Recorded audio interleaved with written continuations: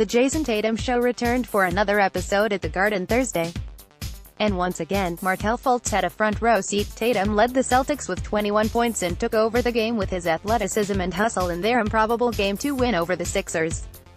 Whether it was blowing past Joel Embiid en route to the basket or draining an open three-pointer, Tatum was the best player on the court during the Celtics' 45-7 run, which spanned nearly 2 quarters.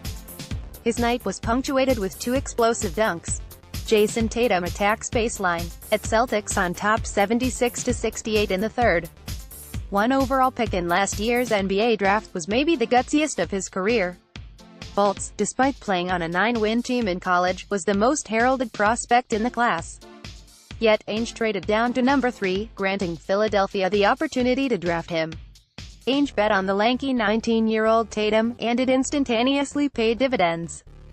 Through the first month of the season, Tatum averaged 14 points per contest in 30 minutes. Fultz, meanwhile, lost his jump shot. He only appeared in 14 games this year, spending the rest of his time rehabbing his broken jumper. The idea that Tatum was a much better pick than Fultz is now seemingly considered conventional wisdom throughout the NBA.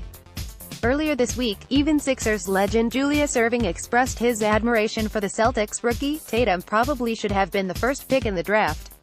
He was there. I guess it was all about the fit, Erving said on ESPN's Get Up, but Tatum's current superiority over Fultz has never been more evident than now.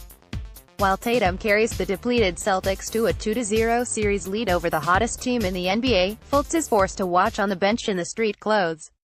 The scene would only be more fitting if Ben Simmons in his -44 had a spot next to him. One of Ainge's most laudable traits is his proclivity to dismiss public reaction.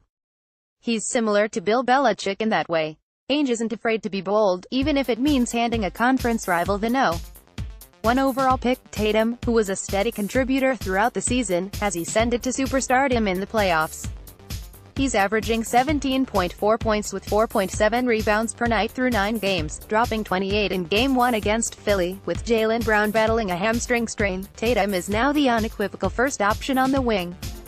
He's put Simmons to shame through the series' first 2 games.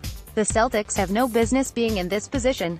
Marcus Smart has no business draining 4 three-pointers. Terry Rozier has no business dominating both sides of the ball. Aaron Baines has no business hitting the game-leading 3.